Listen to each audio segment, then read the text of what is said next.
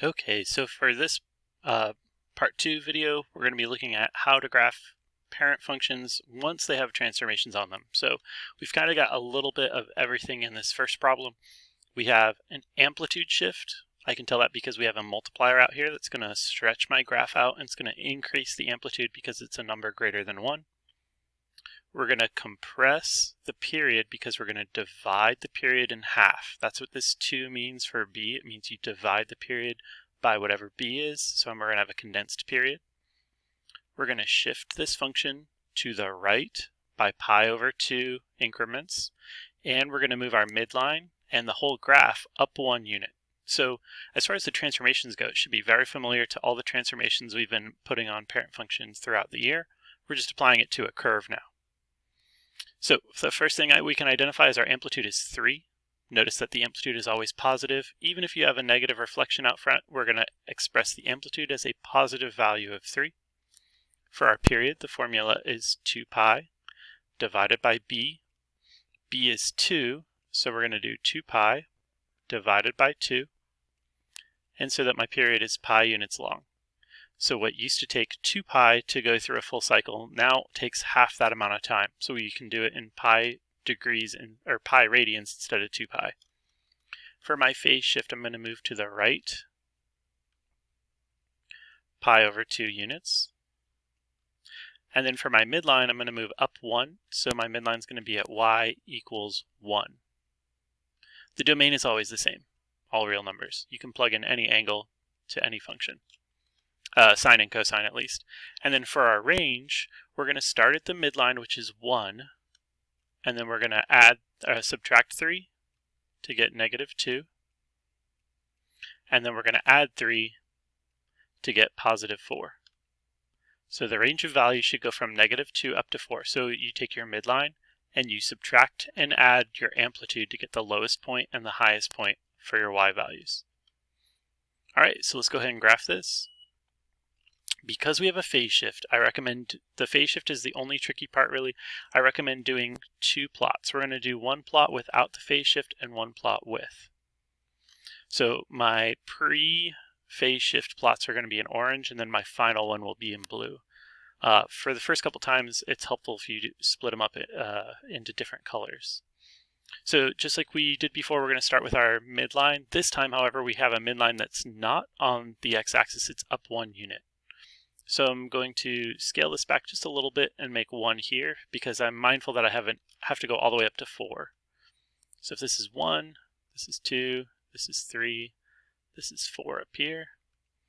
I know I have to go that high because look, my range here goes all the way up to 4, and I have to go as low as negative 2. So I'm going to go ahead and plot that as well, down to negative 2. Okay, but the midline, the graph is going to oscillate or go back and forth around this height of 1. So here, I'm just going to go ahead and put a dashed line, okay? So go ahead and mark your midline with a dashed line if it's not on the x-axis. And that's going to help you because you're going to oscillate around this dashed line. Okay, so there's my midline at y equals 1. And then we're ready to set up our period. So the period is now pi. So you can set the scale for your x-axis wherever you want. I like to spread it out a little bit so I can split it into fourths nicely. So I'm going to pick right here. This is going to be pi units away. So normally we would go out to 2 pi, which would be way over here in my scale. But because it's been compressed and condensed, we're going to go through a full oscillation in only pi units. So we need to split this into 4 parts. So if this is pi, half of that would be pi over 2. Okay. Now we have to take a half of that because we need 4 equal parts. So half of pi over 2 is pi over 4. And then if pi over 4 is 1 unit and I need 3 to get here, that's 3 pi over 4. Okay, so a whole, a half, a quarter, and 3/4. That's 4 equal parts to get up to pi. So now that I have my 4 equal parts, I need to look and see which trig function I have. It's a sine function. So normally I would start at 0, 0. However, because I've shifted up 1 unit, I'm going to start here at 1 at the midline. We're going to reach the top of our amplitude in the first quadrant, back to the midline in our second, down to -2 in my third, and back up to 0. So those 4 points are the 4 connected points for our sine function with all the transformations, except for we have not done the phase shift. So that's why I did all of this in orange, because the final graph needs to move all of these points right by pi/2.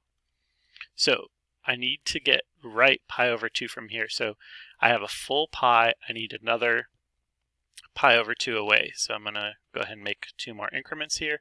This would be half of pi plus pi is 3 pi/2. Okay, so this point is going to shift to the right half of a pi, which is now 3/2 of a pi, because I've got 1 full pi plus another half. So this point is going to be in blue now, because this is the final point. I'm going to shift all of my points half of a pi, which is 2 of these tick marks, right? Because if this is my pi/2 tick mark, that's 2 away from 0. So this moved 2 to the right, this moves 2 to the right, this moves 2 to the right, it overlaps that one, this moves 2 to the right, and then this moves 2 to the right. So you can see now, here is our final sine curve. Okay, notice that it starts and ends on the midline, not on the x-axis, because we shifted everything up 1. Okay.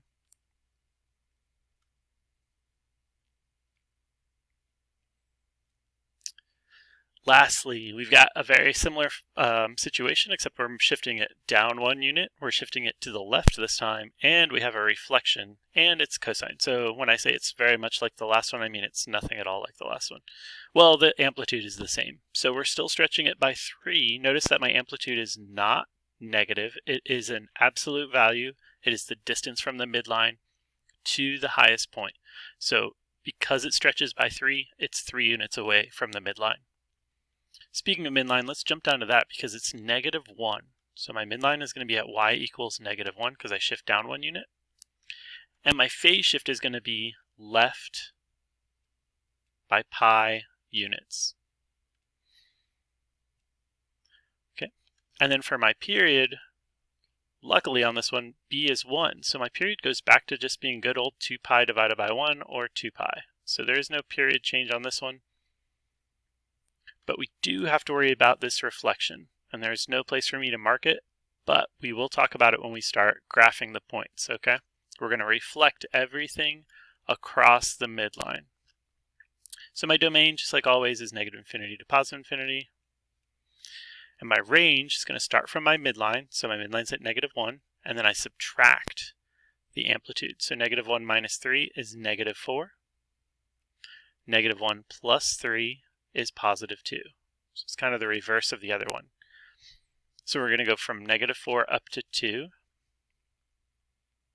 And then we have to shift it pi units. So you can kind of see that I've set this graph up for you so that you can have some space on the left side to move it pi. So kind of thinking ahead on this. All right, so for cosine, let's go ahead and set up our midline. It's at -1. So I'll put that here. And I'll make my dashed line go across the -1.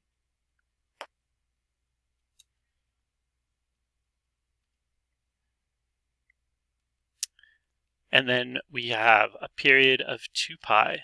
So I'm going to come out here on my x-axis, and we'll call this my 2 pi point. We need to split that into fourths, so this would be pi. This would be 3 pi/2. This would be pi/2.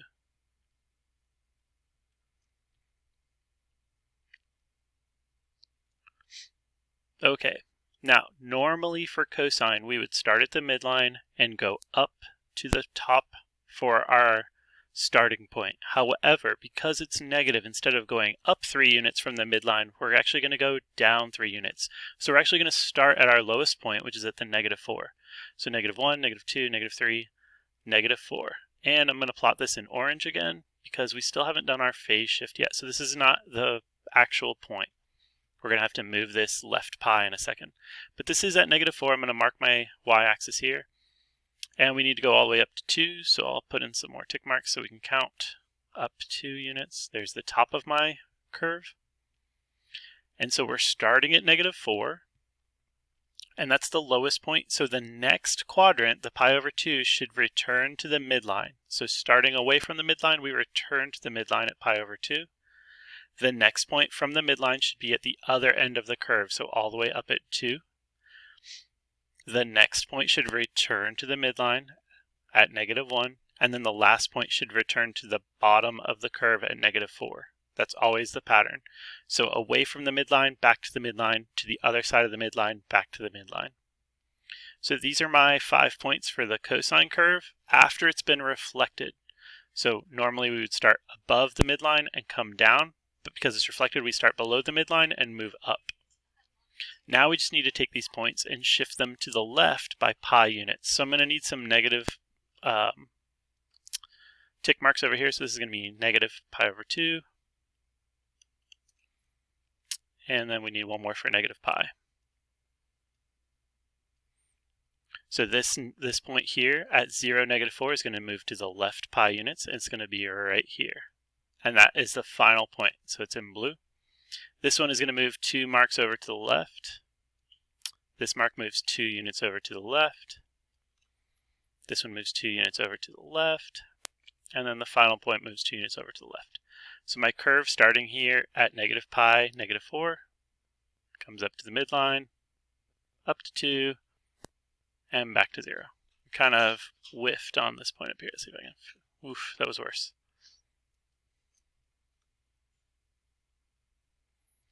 Okay. Now this is just one period of the graph, okay? From negative pi to pi is 2 pi, so there's the full period from negative pi to positive pi. Your range goes from -4, the lowest point, to +2 at the highest point. Okay? So those are the basics of how to graph the trig functions for sine and cosine. Take your time when graphing them. There's no rush. Go through the practice problems, see what you can do on your own, and check your answers. Okay? And if you have any questions, feel free to email me. Hope you guys have a great week.